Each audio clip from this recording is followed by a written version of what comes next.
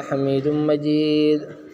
أعوذ بالله من الشيطان الرجيم. بسم الله الرحمن الرحيم. قال فما خطبك يا سامري؟ قال بصرت بما لم يبصروا به فقبضت قبضة من أثر الرسول فنبذتها وكذلك سولت لي نفسي. قال فاذهب فإن لك في الحياة أن تقول لا مساس وإن لك موعدا لن تخلفه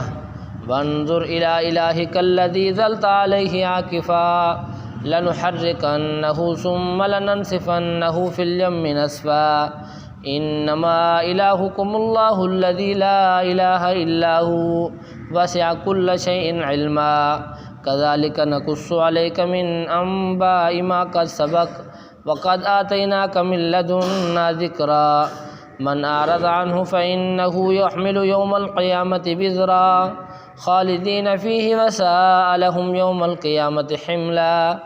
يوم ينفخ في الصور ونحشر المجرمين يومئذ زرقا يتخافتون بينهم إن لبثتم إلا عشرا نحن أعلم بما يقولون إذ يقول أمثلهم طريقة إن لبثتم إلا يوما ويسألونك عن الجبال فقل ينسفها ربي نسفا فيذرها قاعا صفصفا لا ترى فيها عوجا ولا أمتا يومئذ يتبعون الداعي لا عوج له وخشعت الأصوات للرحمن فلا تسمع إلا همسا. صدق اللہ مولانا العظیم.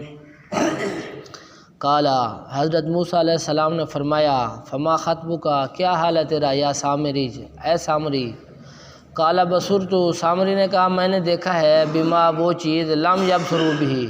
جس کو ان لوگوں نے نہیں دیکھا. فقبضت قبضۃ من اثر الرسول پس میں نے اٹھائی ایک مٹھی رسول فرشتے کے قدموں کے نشانات میں سے فرشتے کے گھوڑے کے قدموں کے نشانات میں سے. فنبذتها پس میں نے اس کو پھینک دیا. وکذالک سولت لی نفسی اور اسی طرح مجھے آمادہ کیا میرے لیے میرے نفس نے اسی طرح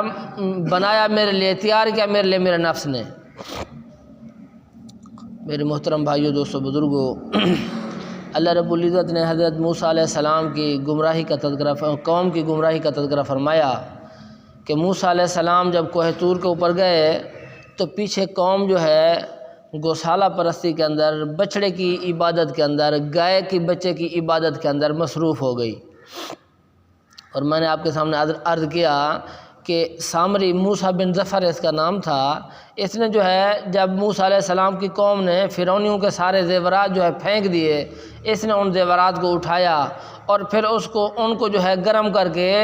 بچڑے کی شکل بنائی. پھر اس کے بعد جو ہے اس نے حضرت جبرائیل علیہ السلام کے گھوڑے کے پاؤں کی مٹی کچھ نہ کچھ اٹھائی ہوئی تھی انہوں نے اس کے اندر ووٹ ڈال دی تو اللہ رب العزت نے اس کے اندر روح ڈال دیا. وہ ٹینٹی کی آواز کرنے لگ گیا تو لوگوں کو کہا کہ یہی خدا ہے اس کے اندر خدا ہے. موسیٰ علیہ السلام بھول گئے. تو موسیٰ علیہ السلام کو وہاں پر اللہ رب العزت نے اطلاع کر دی کہ آپ کی قوم گمراہی میں مبتلا ہو چکی ہے. موسیٰ علیہ السلام وہاں سے بھاگتے ہوئے آئے. پہلے تو اپنے بھائی کو حضرت ہارون علیہ السلام کو پکڑا. پھر اس کے بعد جب پتہ چلا کہ سارا قصور سامری کا ہے موسیٰ بن ظفر کا ہے تو پھر حضرت موسیٰ علیہ السلام متوجہ ہوئے سامری کی طرف. ما خطبک یا سامری اے سامری اے موسیٰ بن ظفر تیرا کیا حال ہے کیوں تو نے میری قوم کو گمراہ کیا. قال بصرت بما لم یبصروا به موسیٰ بن ظفر سامری نے کہا کہ اے موسیٰ علیہ السلام میں نے جو ہے وہ چیز دیکھی ہے جس کو ان قوم والوں نے نہیں دیکھا. میں نے جو ہے حضرت جبرائیل علیہ السلام کے گھوڑے کو دیکھا ہے. غزوہ بدر کے موقع کے اوپر حضرت عبد الرحمن ابن عوف رضی اللہ تعالیٰ عنہ کہتے ہیں کہ میں نے دیکھا کہ دو آدمی ہیں سفید کپڑے پہنے ہوئے ہیں گھوڑوں کے اوپر سوار ہیں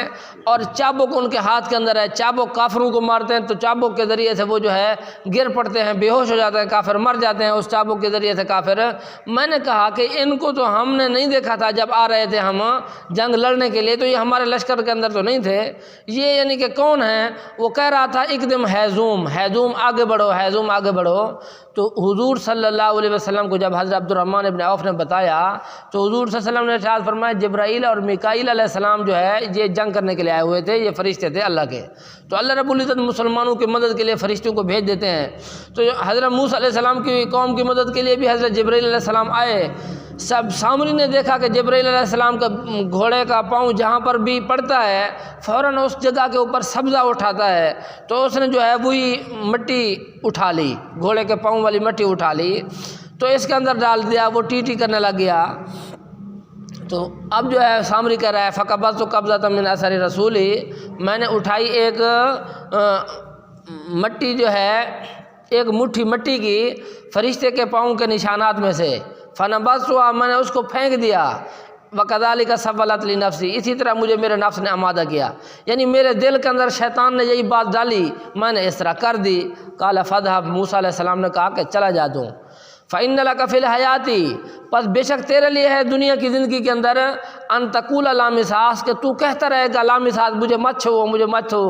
وإن لك موعدا لن تخلفا، اور بے شک تیرے لیے وعدے کا وقت ہے کہ ہرگز اس کے خلاف ورزی نہیں کی جائے گی۔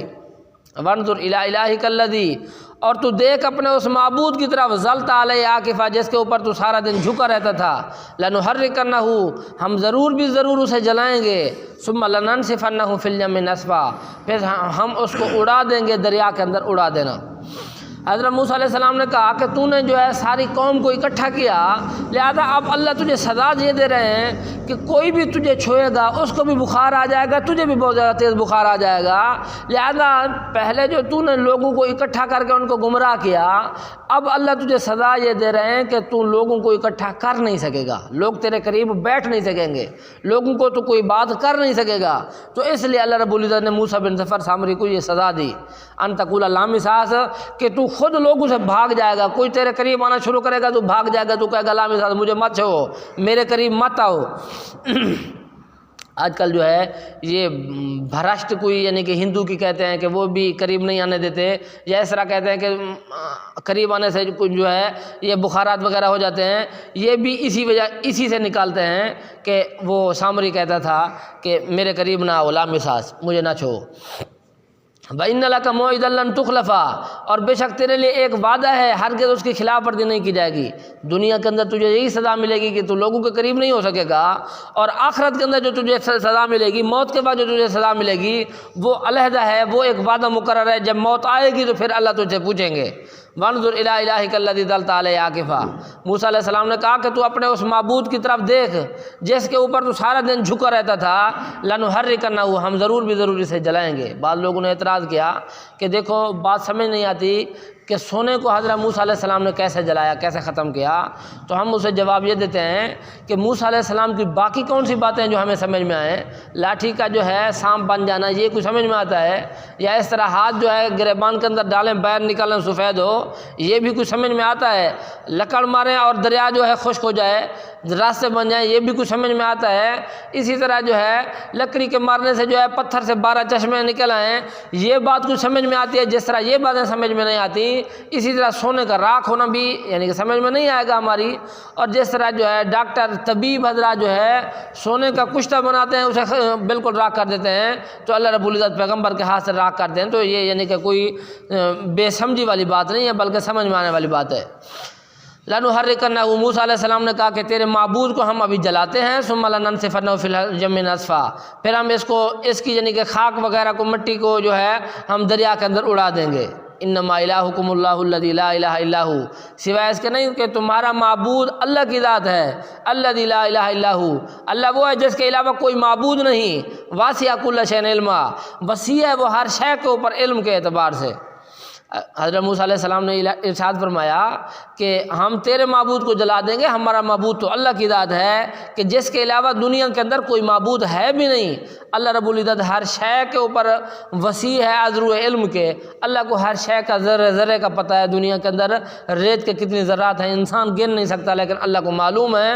درختوں کے کتنی پتے ہیں دنیا کے اندر انسان گن نہیں سکتا، اللہ کو معلوم ہے، درختوں کی کتنی شاخیں اور ٹہنیاں ہیں انسان گر نہیں سکتا لیکن اللہ کو معلوم ہے۔ اللہ نے ارشاد فرمایا واسع کل شیء علما، دریا کے اندر مچھلیوں کی تعداد کتنی ہے انسان گر نہیں سکتا، مچھروں کی تعداد کتنی ہے انسان گر نہیں سکتا،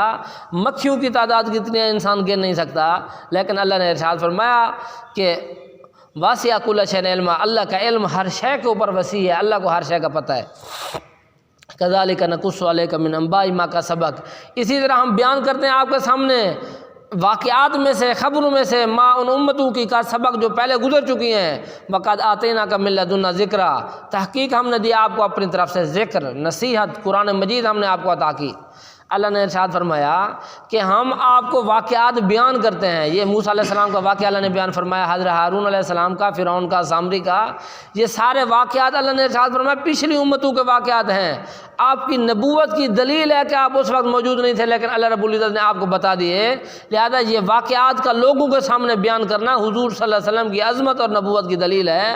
فقصص القصص لعلہم یتفکرون، اللہ نے ارشاد فرمایا ان کے سامنے قصے بیان کرو تاکہ یہ لوگ عبرت حاصل کریں کہ پچھلی قومیں اگر انہوں نے اللہ کی نافرمانی کی،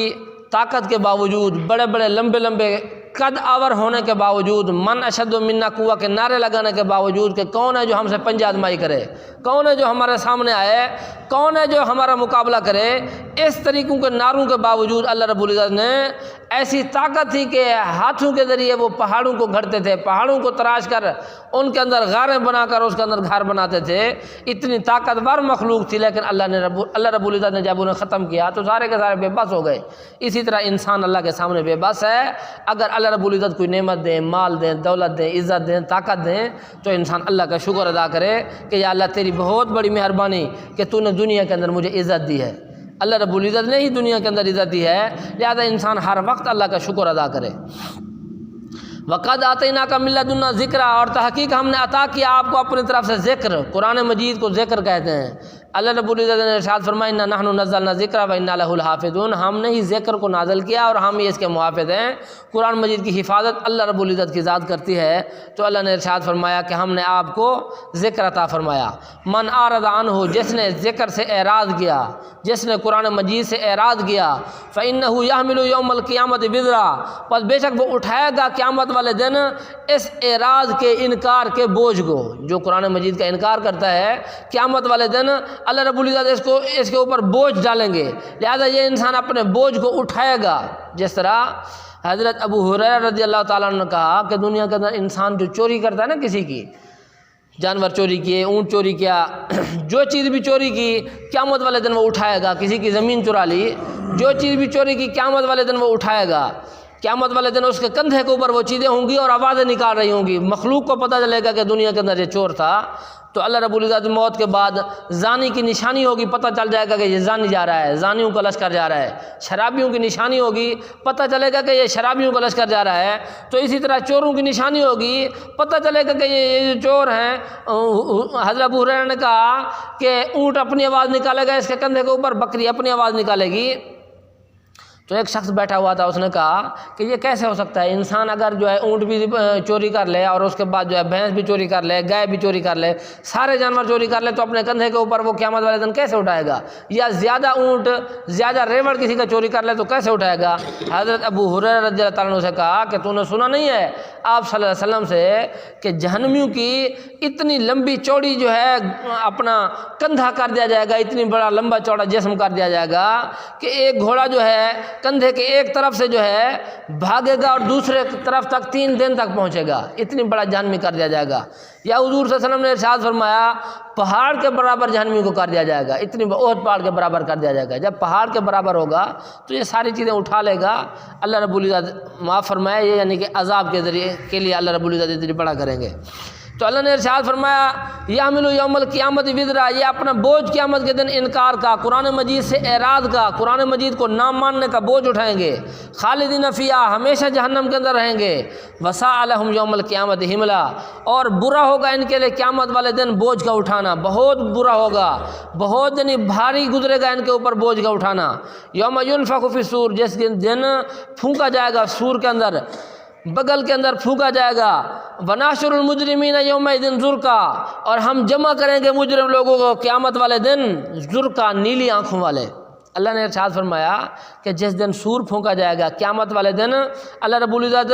جس دن نفخہ اولا ہوگا، حضرت اسرافیل علیہ السلام اللہ کے ایک فرشتے ہیں، وہ رکوع کی حالت کے اندر ہیں اور سور جو ہے ان کی منہ کے اوپر رکھا ہوا ہے، اللہ کے حکم کی دیر ہے، وہ فوراً سور بجا جائیں گے۔ جب سور بج جائے گا تو پہلا نفخہ اولا ہوگا، سارے انسان ختم ہو جائیں گے، قیامت قائم ہو جائے گی، ان کے سور کی آواز سے جو ہے زمین پھٹ جائے گی اور اس کے بعد آسمان پھٹ جائے گا، پہاڑ ریزہ ریزہ ہو جائیں گے، کھڑکھڑانے والی چیز ہوگی، اس طرح کہ جس طرح بڑا دہکا ہوتا ہے نا ایک قسم کا، اس طریقے کی آواز ہوگی، تو ساری دنیا ختم ہو جائے گی ان کے اس سور پھونکنے کی وجہ سے۔ پھر اللہ رب العزت سارے فرشتوں کو بھی موت دے دیں گے، پھر اس کے بعد اللہ رب العزت دوبارہ اسرافیل علیہ السلام کو اٹھائیں گے، 40 سال کا درمیان کے اندر وقفہ ہوگا، سارے کے سارے مرے رہیں گے، پھر جو ہے اسرافیل علیہ السلام اٹھیں گے، پھر جو ہے سور پھونکیں گے، پھر جو ہے زمین کھڑکھڑ کرے گی، ایسے جو ہے قبروں سے سارے کے سارے مردے اٹھنا شروع کر دیں گے اور پھر اسی سور کی طرف، اس آواز کی طرف جمع ہونا شروع کر دیں گے۔ وہاں پر میدان محشر ہوگا، وہاں پر سور جہاں سے پھونکا جا رہا ہوگا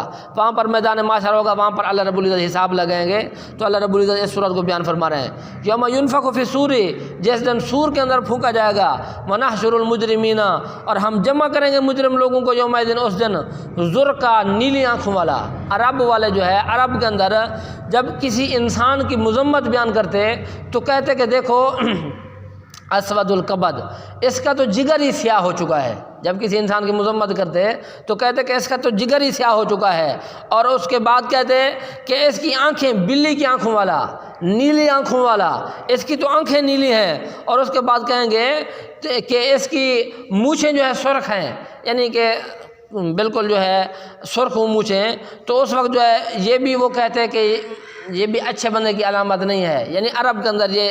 ایک قسم کی کہاوت تھی۔ تو اللہ رب العزت نے کیونکہ پہلے قرآن مجید عربی زبان کے اندر اترا، عرب کو سمجھانے کے لیے اللہ رب العزت نے ارشاد فرمایا نحشر المجرمین یومئذ زرقا، اس دن ہم جمع کریں گے مجرم لوگوں کو نیلی آنکھوں والا یا بلی کی آنکھوں والا، یتخافتون بینہم، ایسا ایسا بات کریں گے آپس کے اندر، الا بستم الا عشرا، کہ نہیں ٹھہرے تم دنیا کے اندر مگر 10 دن، نحن اعلم بما یقولون، ہم خوب جانتے ہیں جو کچھ وہ کہتے ہیں، اذ یقول امثلہم، جب کہے گا ان میں سے اچھا طریقتاً، روش کے اعتبار سے، الا بستم الا یوما، نہیں ٹھہرے تم دنیا کے اندر مگر ایک دن۔ اللہ نے ارشاد فرمایا کہ جب جہنم کے اندر جائیں گے نا تو آپس کے اندر یتخافتون بینہم، آپس کے اندر سرگوشی کریں گے، ایسا ایسا ایک دوسرے کے ساتھ بات کریں گے کہ یار بہت بڑا نقصان اٹھایا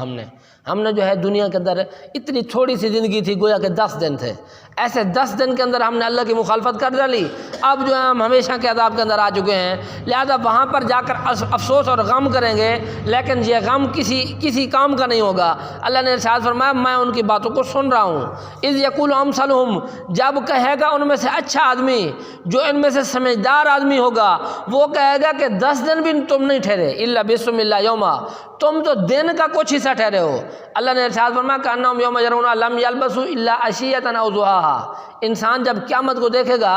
جہنم جب سامنے ہوگی تو وہ سمجھے گا کہ نہیں ٹھہرا میں الا عشیۃ، مگر پچھلے پیر کا ایک حصہ،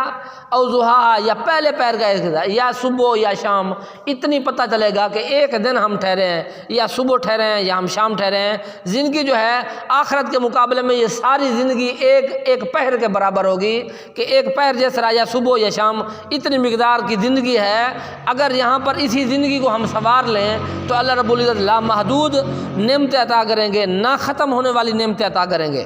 وَيَسْأَلُونَكَ عَنِ الْجِبَالِ،